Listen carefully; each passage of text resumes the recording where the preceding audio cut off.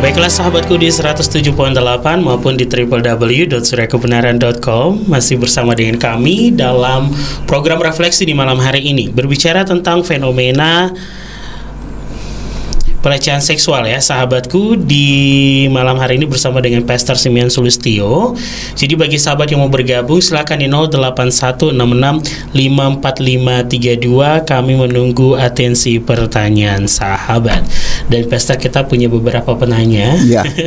Mungkin saya pinjam, saya baca pertanyaannya dulu. Oh iya, silakan. Ya, untuk sahabat yang diberkati oleh Tuhan ya di malam hari ini, kita langsung saja untuk pertanyaan pertama. Pertanyaan pertama di malam hari datang dari Bapak Peter Purnomo di Semarang. Ini kalau kita berbicara tentang yang punya otoritas, mungkin gereja bisa menjadi salah satu wadah untuk menyampaikan atau menginformasikan tentang fenomena ini ya, Pastor. Ya, kalau kita berbicara tentang bagaimana gereja juga harus berperan. Ini ada pertanyaan dari Pak Peter Purnomo. Shalom Pak Simeon, mohon penjelasan bagaimana peran gereja dan orang tua jemaat dalam pendidikan seks ini. Karena terutama di negeri kita ini kok sepertinya masih jadi tema yang tabu jika diulas di dalam gereja, padahal memang harus diulas sampai sangat detail agar dari knowledge bisa dilatih menjadi kebiasaan dan karakter yang sesuai ajaran kitab suci. Dan juga area yang lain juga penting seperti tata krama, etika atau attitude, kesehatan, etos kerja dan lain-lain. Terima kasih dan Bapak Yahweh memberkati agar gereja dan Radio Surya Kebenaran menjadi saluran berkatnya dan sangat efektif. Haleluya, amin. Haleluya. Silakan Pastor. Ya, terima kasih Pak Peter untuk pertanyaannya. Dan untuk peran gereja ini seharusnya juga terus ya melakukan sosialisasi untuk tentang bahayanya pelecehan seksual atau kekerasan seksual ini. Nah, untuk gereja kita GPF Surya Kebenaran Ambarawa ini salah satunya ya melalui radio ini konseling. Sebetulnya sesi konseling ini kan kita buka awalnya itu memang untuk kalau ada yang mau tanya dengan anonim gitu ya, maksudnya tanpa nama gitu, silahkan bisa ditanyakan di sini. Jadi tidak, konselingnya ini tidak hanya berlaku hanya untuk tanya firman Tuhan, yang hal-hal yang berkaitan dengan Alkitab, dengan iman kita, seperti itu. Tidak hanya itu sebetulnya. Awalnya justru kami setting itu untuk mungkin ada yang mau tanya curhat gitu kan, mau tanya tentang masalah pribadi tapi no name gitu. Silahkan. Dan kami juga untuk GPF Surya Kebenaran Ambarawa membuka diri untuk ada layanan doa dan konseling begitu di luar radio ini gitu. Jadi kapanpun bisa kontak Bapak Gembala atau saya. Kami terbuka untuk memberikan waktu kami untuk konseling, untuk curhat atau bahkan untuk layanan psikologis lainnya seperti terapi begitu. Kebetulan kan saya juga belajar untuk pemulihan psikologis gitu. Jadi kami buka begitu. Dan khusus untuk jemaat GPF Surya Kebenaran saya nggak kasih cas gitu. Saya nggak pasang harga gitu. Khusus untuk jemaat. Tapi kalau untuk orang luar memang sengaja saya kasih pasang tarif gitu. Tapi kalau untuk jemaat saya tidak pasang tarif gitu. Baik. Oke. Baik, terima kasih Pastor. Bapak Yahweh memberkati. Dan kita lanjutkan, ada pertanyaan dari Dr. Ayu di hari ini. Ya, shalom Dr. Ayu, terima kasih sudah bergabung. Shalom dan happy Sukkot ini katanya. Ya, shalom Dr. Ayu, happy Sukkot juga. Apa kabar Pastor Simeon? Haleluya, luar biasa. Haleluya, luar biasa. Dan apa kabar Kak Rio? Haleluya. Dan serta pendengar Radio Surya Kebenaran, selamat malam waktu Ambarawa. Berhubung mungkin gangguan koneksi sehingga tidak dapat mendengar dengan baik, maka saya menitipkan saja pertanyaan-pertanyaan saya hari ini. Ya, saat ini bisa diakses di Facebook ya? Live Facebook ya, di radio. Kebenaran. Ya, karena ini internet sedang trouble dari sananya. Jadi PC-nya nggak bisa nyambung. Baik, siap. Berbicara tentang pelecehan seksual, tahun ini kasus pelecehan seksual tercatat banyak terjadi nih di wilayah dunia pendidikan. Entah yang berdiri di bawah pemerintahan, pendidikan milik pemerintah, dan juga di bawah kewenangan agama. Ya. Nah, dengan kasus-kasus yang berbeda, tapi harus bisa dibedakan apa itu kekerasan seksual dan apa itu pelecehan seksual.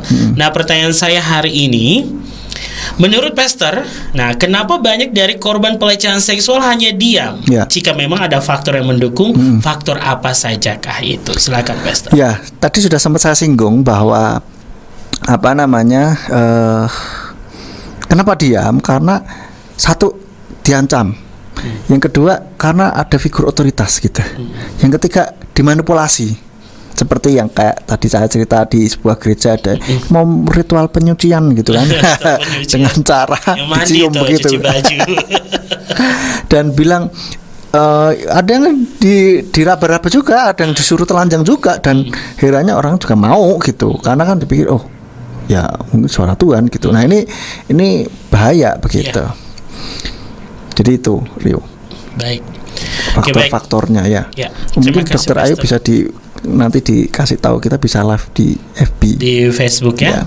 Dan yang kedua nih, apa yang harus dilakukan oleh orang tua? Ini pertanyaannya. Apa yang harus dilakukan oleh orang tua yang sebenarnya ingin berbicara tentang pelecehan seksual, tetapi di sisi lain mereka takut membicarakannya karena perasaannya takut, perasaan mereka itu jangan sampai menakut-nakuti anak. Nah, ini bagaimana nih?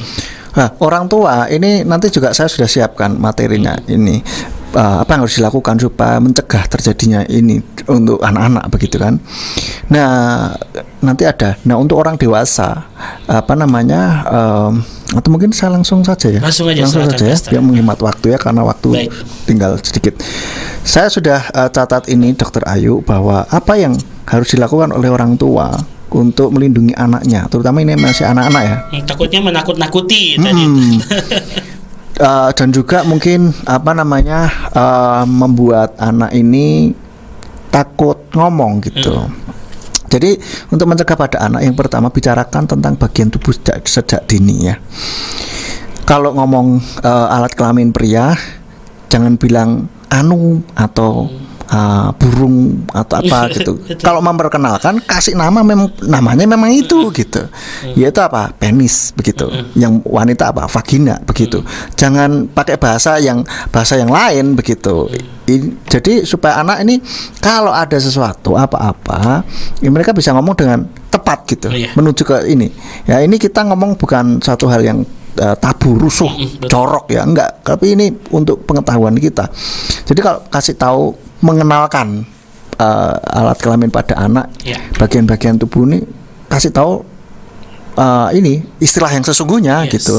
Jangan pakai istilah-istilah yang lain gitu, nanti mengaburkan maknanya nanti. Yang kedua, ajari anak bahwa beberapa bagian tubuh ini bersifat pribadi. Ajari anak bahwa bagian-bagian tubuh tertentu itu tidak boleh sembarangan orang lihat, tidak boleh sembarangan orang pegang gitu.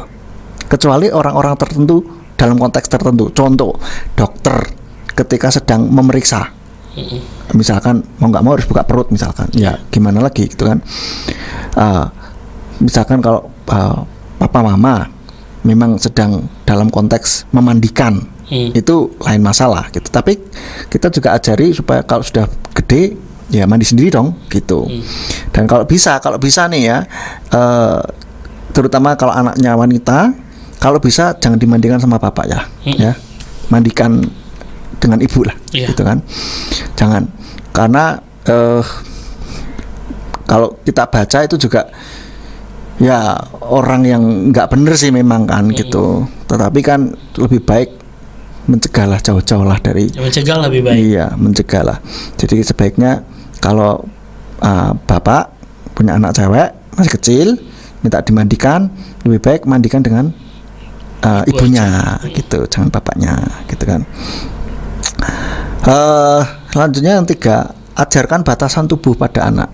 Batasan tubuh anak artinya apa? Tidak boleh sembarangan orang pegang gitu, harus dibatasi. Siapa yang tidak boleh ada orang yang memegang bagian tubuhmu yang sensitif. Contohnya yang di alat kelamin, pantat, lalu di dada, begitu di mulut. Nah seperti itu, jangan banyak orang yang tidak boleh sembarangan orang memegang maupun menyentuh-nyentuh gitu. Yang keempat, beritahu anak untuk terbuka dengan orang tua. Nah, kita harus terbuka gitu, supaya omongan obrolan ini tidak tabu gitu. Kita harus terbuka gitu. Jangan ngomong apa ku, sarung, nggak usah. Nah, akhirnya anak ya wes lah, orang tua nggak mau ngomongin, terus dia cari-cari sendiri gitu kan. Lebih baik ngomongin sama orang tua. Kok saru ya, akhirnya cari. Kok mamaku itu saru ya. Kok nggak boleh, kenapa sih emang? Kan penasaran namanya anak. Cari-cari di mana di internet gitu kan, bahaya malah gitu. Nggak ada yang ngawasi. Lebih baik tanya sama orang tua, nggak apa-apa, jelaskan aja sekalian gitu. Betul. Ya tentu saja dengan bahasa anak ya, jangan ya nggak terlalu ini banget lah, maksudnya belum sesuai usianya ya tidak kita kasih tahu, maksudnya dengan bahasa mereka lah.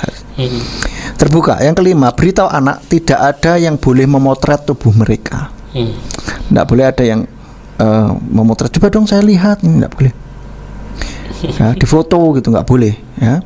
6, ajari anak cara keluar dari situasi yang menakutkan atau tidak nyaman. Misalkan kalau ada apa-apa, ada orang yang mulai membahayakan, caranya bagaimana? Misalkan teriak, lari sekenceng-kencengnya keluar gitu kan, kemanapun, siapapun itu gitu kan, siapapun itu ya. Yang ke-7, miliki kata sandi yang bisa digunakan saat anak merasa tidak aman. Jadi yang tahu cuman kita nih gitu, antara orang tua dan anak gitu. Ini kata sandi ini juga bagus juga untuk mencegah penculikan. Bagus juga kayak begini, ada orang yang mau menjemput anak di sekolah gitu, tapi mengakunya saya temennya papamu gitu, disuruh tadi papamu. Nah, anak ini bisa ngomong kata sandi dulu, passwordnya apa gitu. Yang tahu cuma berdua kan, orang tua dan anak. Kalau kata sandi salah berarti bukan dari orang tua, itu mereka mau menculik atau bukan orang baik begitu. Jadi harus menghindar. Nah, anak harus dikasih tahu nih model begini nih. Nah, sama saja kalau ini ada sesuatu yang membahayakan, kita harus kasih tahu gitu. Misalkan kata sandi apa, mede atau apalah, SOS atau apalah begitu kan. Seperti itu. Yang ke-8, beritahu anak bahwa mereka tidak akan dimarahi jika memberitahu mama soal tubuh mereka. Jadi kalau ada apa-apa tentang tubuh mereka, ya harus kasih tahu bahwa enggak apa-apa, ngomong loh sama orang tua, ngomong gitu. Yang ke-9, beritahu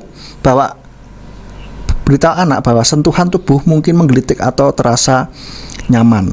Artinya ada bagian-bagian tertentu yang kayaknya menggelitik gitu, tetapi itu nggak boleh gitu. Harus diinfokan gitu.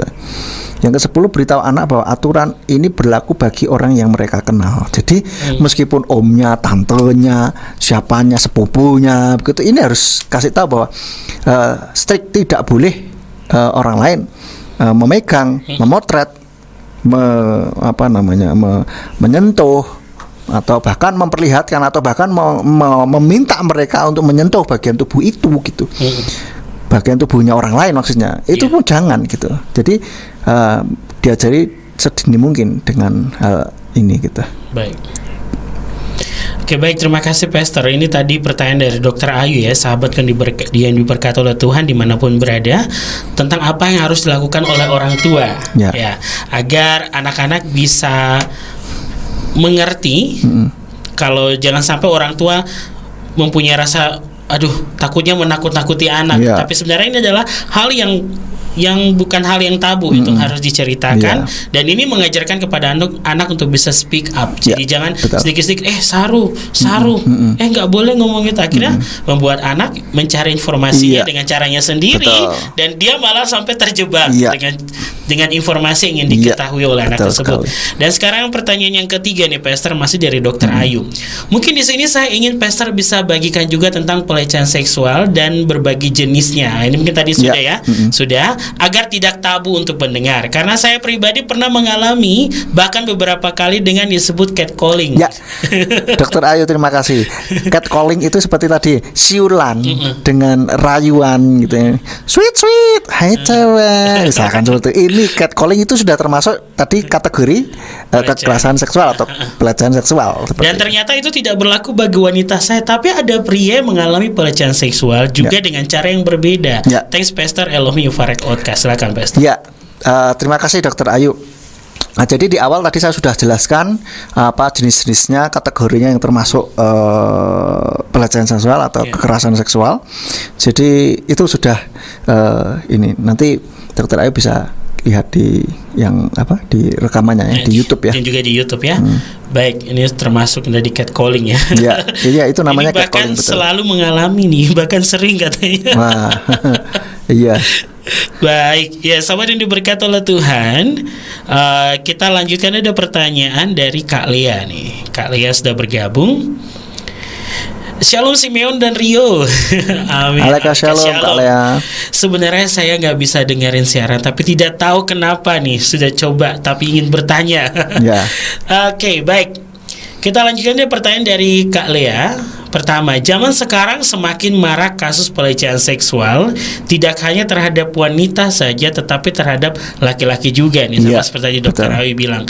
Nah, bagaimanakah caranya untuk anak-anak kita bisa terhindar atau aware dari pelecehan saat berada di tempat atau fasilitas umum? Silakan, Pak. Iya, kalau di fasilitas umum tentu saja kita apa namanya?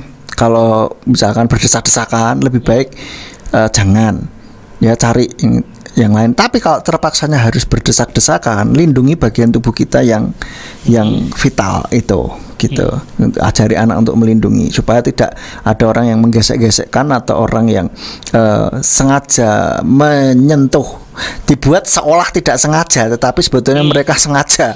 Betul. Ini kita harus mulai ini ajari anak seperti itu. Ya. Lalu apalagi tadi? Bagaimana cara untuk anak-anak bisa terhindar atau aware dari pelecehan seksual ketika berada di tempat atau fasilitas umum tadi? Ya, itu tadi sudah sudah disampaikan ya tadi untuk apa yang bisa dilakukan oleh orang tua. Ya. Baik, terima kasih untuk Kak Lea. Dan sekarang saya lanjutkan untuk pertanyaan selanjutnya dari Kak Lea. Pertanyaan nomor 2. Dulu saat saya masih SMP, sekolah menengah pertama, berpegang tangan saat berjalan bersama teman, atau dalam kurung teman sesama jenis ya, atau rangkul pundak itu biasanya dan tidak ada pikiran apapun. Tapi saat sekarang ini jadi lain pandangannya. Nah, bagaimana menyikapi hal ini? Karena sebagai orang tua juga jadi ekstra hati-hati saat melihat anak-anak bersama teman-temannya. Terima kasih. Ya, terima kasih Kak Lia. Jadi memang sekarang ini karena macam-macam ya, kita dengan sejenis pun bisa bisa di pikiran macam-macam begitu. Mereka ya karena sudah zaman sekarang ini sudah marak sekali ya, kayak LGBT segala macam itu membuat anak-anak jadi pandangannya bisa berbeda, dan bahkan banyak terpapar oleh film-film pornografi seperti itu yang membuat akhirnya pandangannya berbeda karena kan mereka mengisi otak pandangannya dengan itu begitu. Jadi memang harus ekstra hati-hati, baik anak-anak yang sejenis maupun yang lawan, apalagi yang lawan jenis kan. Itu harus hati-hati. Kalau yang sejenis biasanya sih kelihatan sih sebetulnya. Ya, apalagi yang sudah mulai remaja itu kelihatan kok. Harus waspada ya. Nah, untuk selanjutnya, kenapa? Apa penyebab kok bisa marak begitu ya? Maraknya ya karena tayangan-tayangan, tontonan yang tentang pornografi begitu, yang berbau-bau seksual, sehingga orang mikirnya ke situ terus gitu. Itu yang membahayakan. Maka marak sekali, dan bahkan dimanapun terjadi gitu. Karena itu gitu. Dan lagi pula ada lagi penyebabnya, yaitu ada riwayat kekerasan seksual di masa lalu. Baik. Jadi yang pernah saya dengar, orang yang pernah disodomi itu biasanya akan menyodomi orang juga gitu. Itu ngeri banget gitu. Itu kalau nggak dipulihkan ya. Jadi itu ada riwayat kekerasan seksual di masa lalu. Lalu ada kelainan seksual gitu. Lalu kurangnya pengawasan orang tua korban sehingga pelaku dengan leluasa melancarkan aksinya. Sehingga ya karena kan dipikir ini saudara sendiri nih, kita nggak akan macam-macam nih gitu kan. Tetapi waspada, zaman now ini kita nggak bisa tahu gitu kan. Lebih baik hati-hati menitipkan anaknya kepada saudara yang lawan jenis itu, hati-hati begitu. Iya. Lebih baik untuk amannya ya yang sejenis saja gitu. Inilah bukannya terus kita jadi nggak percaya ya. Cuman kan mencegah lah ya. Itu kadang-kala anaknya sebetulnya kadang-kala sudah bisa memberikan sinyal sebetulnya. Kalau mungkin sama orang itu sudah agak menjauh, ada agak gimana. Nah, kita mulai curiga nih harusnya nih, oh something wrong nih gitu. Seperti itu. Atau mungkin ya orang ini yang lawan jenis ini mungkin omnya atau siapanya begitu, terus jadi ini banget, care banget. Dan ya kita lihat apa namanya, ya care wajar atau tidak gitu. Kalau saya segala sesuatu yang berlebihan itu saya malah tanda tanya gitu. Jadi misalkan orang care-nya banget Kak, berlebihan gitu, buat saya nanti dulu ini something wrong ini gitu. Karena secara psikologi orang untuk menutupi kejelekan, keburukan, dia akan menambahi kebaikan dengan di luar kewajaran gitu. Nah, seharusnya kita juga itu warning gitu. Mulai apa nih gitu, bukannya apa curigaan ya, tetapi waspada gitu. Apa ini gitu. Kok terlalu baik banget sih? Gitu. Betul. Baiknya keterlaluan gitu. Nah, kalau saya pikir segala sesuatu yang keterlaluan, berlebihan itu nggak baik. Orang manis itu baik, tapi kalau manis terus berlebihan nggak baik. Gitu. Ya. Saya pernah dengar juga minum vitamin D baik, tapi kalau kebanyakan nggak baik akhirnya. Gitu. Jadi segala sesuatu yang berlebihan mulai warning. Gitu. Lalu kemana-mana sendiri, ini penyebab terjadinya pelecehan seksual ya, kemana-mana sendiri. Lalu terpengaruh tontonan yang kurang pantas, konten pornografi. Ini yang menggerakkan orang gitu untuk ini ya. Jadi itu ada lagi ya pertanyaan mungkin?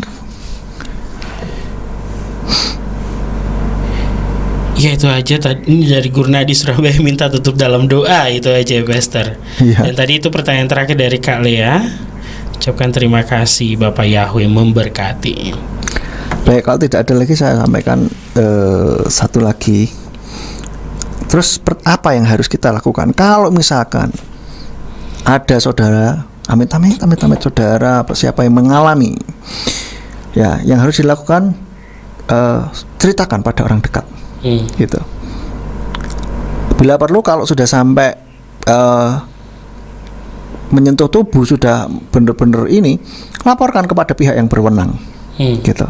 Kalau belum mulai menyentuh, sedang mulai guyonan yang porno, kita harus mulai harus tegas. Misalkan kamu kok misalkan Rio, kok kamu tambah ini ya, anunya tambah ini, misalkan langsung kita marah. Misalkan yang cewek gini, wah dadamu kok tambah besar ya, tambah ada yang menonjol tapi bukan bakat katanya. Ini langsung cewek ini harus langsung marah, nggak bisa.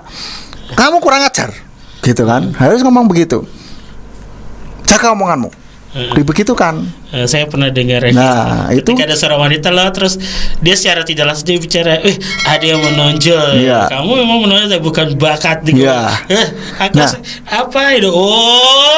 Aku langsung berpikir itu termasuk pelecehan seksual ya. betul. Nah, kalau ada anak-anak atau sahabat surya kebenaran yang dibegitukan gitu kan, wah ini langsung marah, harus langsung. Artinya apa? Warning buat orang itu. Hati-hati, kamu jangan macam-macam gitu. Harus set batas gitu. Ya. Kalau sudah sampai trauma, perlu konseling dan bila perlu terapi. Lalu selanjutnya, kalau sampai diperkosa misalkan, itu harus segera visum, langsung besoknya atau hari itu juga harus langsung. Sebagai apa? Bukti. Karena beberapa waktu lalu kan marak ada seorang motivator yang dituduh melakukan pelecehan seksual toh. Yeah. Itu saya tahu orangnya, heboh dan ini. Nah, yang dibuat anehnya itu adalah visumnya beberapa bulan setelah kejadian katanya. Dan itu juga kejadian setelah mereka itu menikah begitu. Menikah atau iya sudah mau menikah ya. Mau menikah. Sudah menikah. Saya lupa. Nah itu loh. Jadi visumnya apakah membuktikan visum ini gara-gara yang berapa bulan yang lalu ataukah dengan pacarnya ini? Kan mana kita tahu gitu loh. Iya. Ya kan? Maka dari itu saya belajar dari pengacaranya terdakwa. Pengacara tersangkanya itu saya belajar banyak. Saya pikir wah ini juga nih pelajaran baru ini gitu kan. Jadi terus gimana dong? Kan bukti nggak ada saksi juga gitu kan. Kalau melakukan itu kan sebagaimana harus langsung divisum. Ada buktinya. Betul. Gitu. Jadi tidak berlambat-lambat gitu, tidak berlama-lama. Karena kalau berlama-lama itu jejaknya hilang gitu. Seperti itu. Jadi itu bisa kok. Jadi si pengacara ini juga pernah cerita bagaimana membuktikan waktu itu karena waktunya masih cukup, masih tidak terlalu lama, tidak lama, jadi segera begitu bisa dicek. Oh, bakteri yang di kelaminnya dia dan bakteri yang di ininya sama gitu. Betul. Wah, ini jadi bukti yang kuat bahwa ini bisa dimasukkan ke penjara begitu. Jadi ketika ada yang mengalami itu, amit ya, itu langsung saja. Jangan tunggu nanti malu apa. No, sudah itu langsung segera. 1x24 jam. Iya, harus segera. Betul. Supaya ada bukti yang kuat bagi kita gitu untuk menjebloskan orang itu ke penjara begitu. Dan saya dengar katanya kalau tersangka pencabulan atau pelecehan seksual itu di penjara dihabisin lagi sama tahanan-tahanan yang lain itu katanya dikerjain tambahan gitu loh. Okay. Itu ngeri itu. Jadi apa ya? Ketika ada orang menjadi korban harus segera langsung cerita. Jangan diam saja. Takut ini jangan takut karena ancaman. Ya, biasanya kan kalau itu kan misalkan terutama anak-anak ya. Jangan ini nanti kita tidak bisa main lagi loh. Gitu. Jangan ngomong sampai siapa. Ini rahasia kita berdua ya. Nah, ngajari anak-anak kalau ada orang lawan jenis atau siapapun berusaha untuk inilah rahasia kita berdua, harus warning, hati-hati. Ini mau apa ini gitu kan. Jadi harus terbuka dengan anak supaya kalau ada apa-apa ini anak ini bisa cerita. Sehingga misalkan mama, masa si om itu bilangnya tadi mau bilang jangan ngomong-ngomong rahasia kita berdua. Nah, kayak gitu kan maksudnya melindungi anak juga gitu. Nah, kita kan langsung bisa warning, ini orang hati-hati nih gitu. Jadi itu sih yang bisa saya sampaikan Rio. Mudah-mudahan bisa mencerahkan sahabat surya kebenaran semuanya. Dan kita berani untuk bicara. Berani bicara, harus berani speak up. ya tentang seksualitas juga yang ada saat ini, dan informasi tentang seks ini ya untuk sahabat pendengar Radio Suara Kebenaran bukan hal yang tabu untuk dibicara. Kalau zaman dulu kan pas di Arab itu anggap itu tabu gitu kan. Oke, tapi untuk zaman sekarang, zaman now ini bukan hal yang tabu untuk dibicarakan. Toh kita juga nggak ngomongin seks yang kegiatan seks itu gitu, tetapi kita ngomongin tentang bagaimana melindungi anak orang dari ini, dari pelecehan seksual. Nah, untuk yang sudah besar, berarti kan untuk anak kecil melindungi itu ya. Yang sudah besar bagaimana? Ya kalau pacaran yang benar. Iya, pacaran yang benar. Ya, pacaran yang benar. Pacaran yang benar, bukan pacaran-pacaran. Iya. Ya, saya juga sering katakan kalau sudah mulai sampai mengajar sudah mulai, itu langsung tutup. Cukup sekian dan terima kasih. Ya, itu mulai manipulatif untuk pokoknya mengarah kepada seks, masih pacaran loh ya. Iya.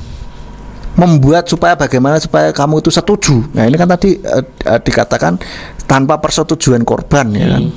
Membuat bagaimanapun supaya kamu bisa setuju. Nah ini hati-hati. Pokoknya ini anak-anak remaji nih ya. Remaja itu kan cowok, remaji, pemudi, remaja. Istilah saya remaji.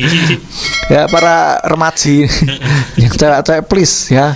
Makanya kalau ada pacarmu sudah mulai menjurus ke situ, sudahlah, hati-hati, sudah, itu warning, dan lebih baik udahlah cukup sekian dan terima kasih, cari cowok lain bisa lah. Baik. Gitu. Oke, baik Pastor, ini obrolan yang sangat luar biasa sahabatku. Saya senang juga kalau berbagi tentang informasi begini untuk kepada sahabat Radio Suara Kebenaran. Jadi kita percaya bahwa keterbukaan itu awal dari pemulihan. Jadi kalau kita terbuka dari sekarang, maka kehidupan kita tuh akan baik-baik saja gitu.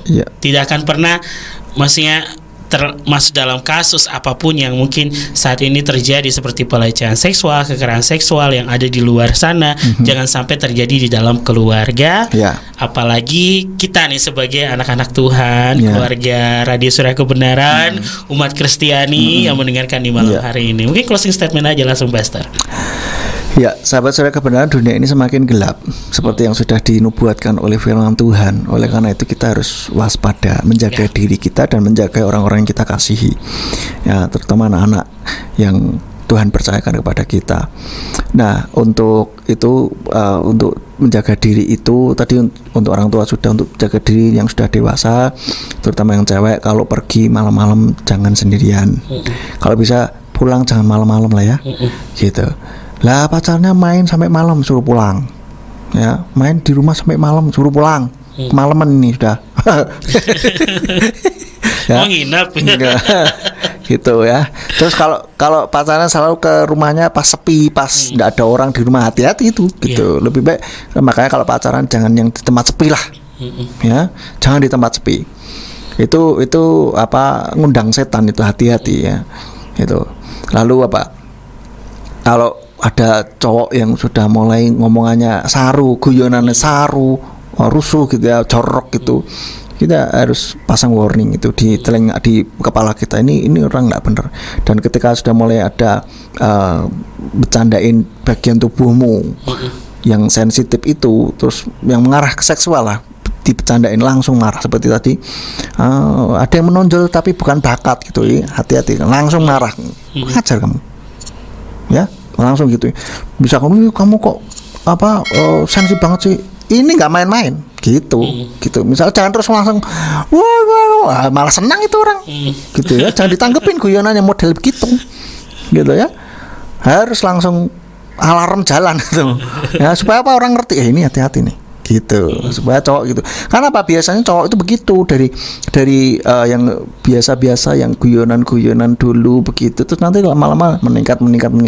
Jadi, maka kalau sudah mumpung masih awal sekali, langsung aja di stop sudah gitu, sehingga mereka nggak berani macam-macam sama kamu gitu. Oke, itu aja, kiranya kita semua terlindung dari hal-hal yang tidak benar.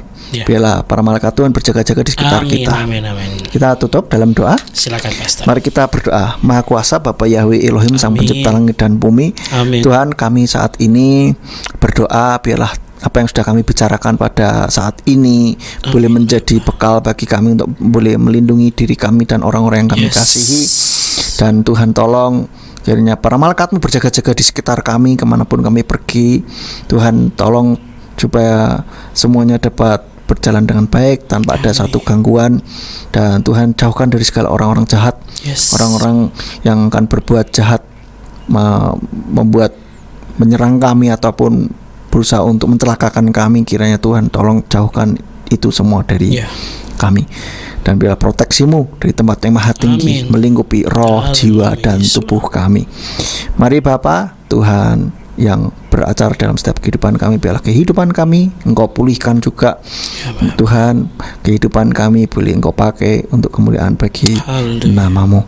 Terima kasih Bapa, Engkau memberkati semua para pendengar yang sudah mendengarkan. Tuhan yang memberikan hikmat, memberikan perlindungan, dan memberikan kekuatan dari Engkau. Terima kasih ya Bapa. Hanya di dalam nama Yesus Mesias kami berdoa. Haleluya. Amin. Ya, haleluya. Terima kasih Pastor Simeon. Sama-sama Rio. Atas materinya di malam hari ini yang sangat luar biasa. Dan juga sahabat yang ada di rumah, kita berbagi informasi yang pastinya membawa berkat bagi kehidupan kita juga bersama dengan kami Radio Suara Kebenaran. Dan demikianlah obrolan kita bersama dengan Pastor Simeon. Rio ingatkan siaran di malam hari dapat sahabat menyimak ulang nanti di channel YouTube Yakub Sulistyo ataupun di channel YouTube Simeon Sulistyo. Terima kasih. Kita bertemu lagi di pekan depan di hari yang sama dengan pembicara lainnya yang pasti membawa berkat bagi jiwa dalam program refleksi dari lantai 2 Gereja Pemulihan Firman Surya Kebenaran Ambarawa. Kami pamit undur. Terima kasih dan Bapak Yahweh memberkati. Amin. Amin.